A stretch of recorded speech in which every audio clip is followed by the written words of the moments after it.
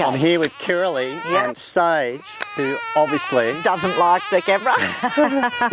Now, she just woken up? Yeah, she's just woken up. Okay. Yeah, she has. And she doesn't know this. No. And she will never remember this. No, but she has a great story. She does. She has a great story.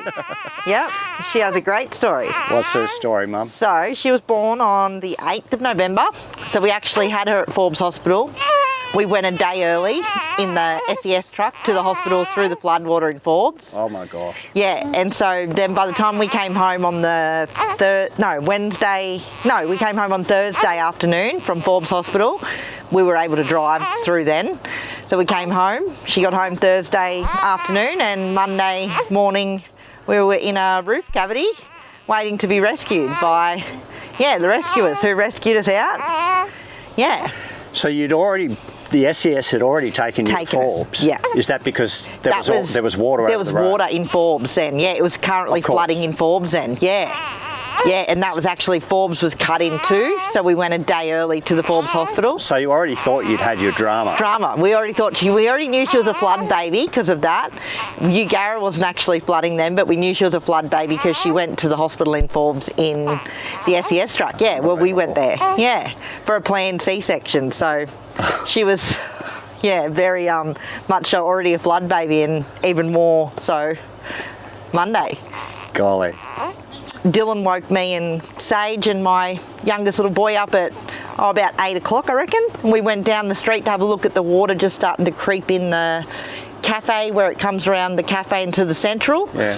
And we were just going to take some photos, and we thought, we'll just go up and see Kylie and Peter and have a coffee and see what they're doing up at the sawmill, because they're right on the creek. Mm-hmm. Give them a hand, and that was probably by 8:30, I reckon we were up there. And I remember saying to Dylan, it was probably about 8:45, I said, I'm going home to have a coffee and some breakfast back to Evelyn Street and feed Saige and change her. And we were inside, and we sort of went into one bedroom, and the bed started floating and the furniture started falling because it just was coming. And then I got on the kitchen bench. I sort of went through waist deep water by that time to get to the kitchen bench, and I got up there, but the dog had somehow swum from the backyard and come in the front door, helped itself in the front door, and it was trying to get on the bench, so it kept sort of knocking me and Saige. And the water was still rising above Mum's bench in her kitchen. So we decided to get to the roof, try and get me to the roof with Saige to feed her. And we got a chair.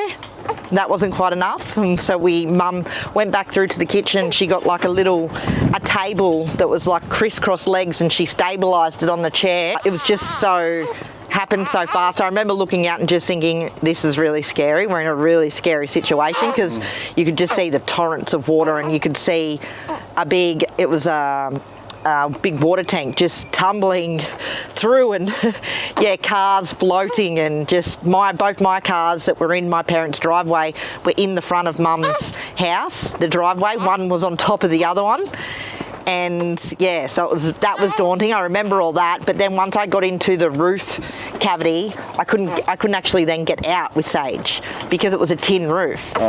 So Mum passed me up her phone, and I just kept ringing 000, who calmed me and talked us through it. And I think I was up there for 4 or 5 hours, and then they crowbarred me out of the roof. I couldn't get my mum or my auntie, who was down the bottom still. I couldn't get them up into the roof because it was obviously Mum sort of had to help push me, as I was only just had a C-section. So 6 days post C-section. So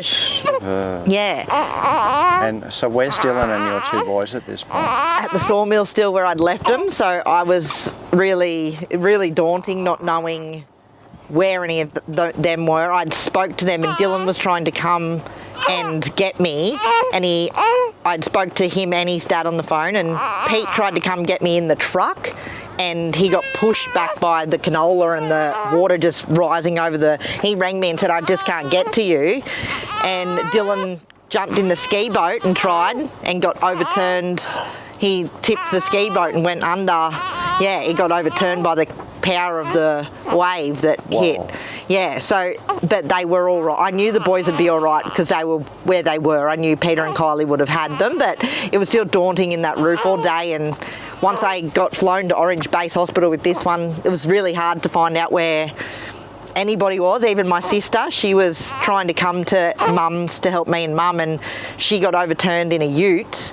She's actually got a video just before she lost her phone of the water coming over the windscreen of the ute, and then they got overturned and they got out. The friend she was with, he grabbed a hold of the pole of a house and got up into a double-storey house, but Sarah got sort of swept away down the back near the silos in Eugowra, and she grabbed a hold of a boat. There was a boat and she didn't realise it was wedged on a trailer. She actually tried to start it, but she said it was still on a trailer, so she just put the life jacket on, a whistle that she had in the boat, and a pool noodle, and she just sat there. And I think she was the second rescue that day, but she was trying to get to us as well. Yeah. So the current of the water was just so powerful. And you mentioned your mum and your auntie can't get into the car. No, so they were... What are they doing? She was on the kitchen bench. They just sat there on the kitchen bench. When they crowbarred me out of the roof, I had to leave them obviously there. When they put Saige in a bag and had like a harness seatbelt in it, and they zipped her up and got me out on the roof, put me in a harness, and then he hooked me, him and Saige in the bag on, and up we went. There was 3 people in the helicopter who sort of grabbed us and dragged us up, but a very risky job that they do doing that.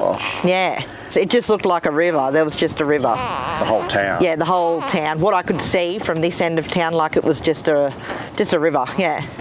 Just water, and you could see roofs, and you could just see the canola and the destruction and everything that had moved, the houses, and yeah. My sister-in-law actually rang me because I'd got onto my brother-in-law who lives in Parkes, and he got onto his sister who's in Canoundra, that figured out that everyone was okay. She rang me back and she said everyone is okay. She said, I think Dylan and Cruz, my youngest, are on their way to Orange now in a helicopter. And she said, and Caden, my eldest, is all right. He's at the showground with your mum and dad and my mum and dad and everyone. And she said, and I think your sister's at the other end of town at the other evacuation centre. And so she sort of knew everyone was all right, which was just, I just cried on the phone and cried. And about 10 minutes later, Dylan and Cruz rang me. And I went and asked the nurse, I said, am I allowed to go? I've just had contact with my partner, and they came out to Orange Base and picked me up that night, and I was able to go back to the motel with them.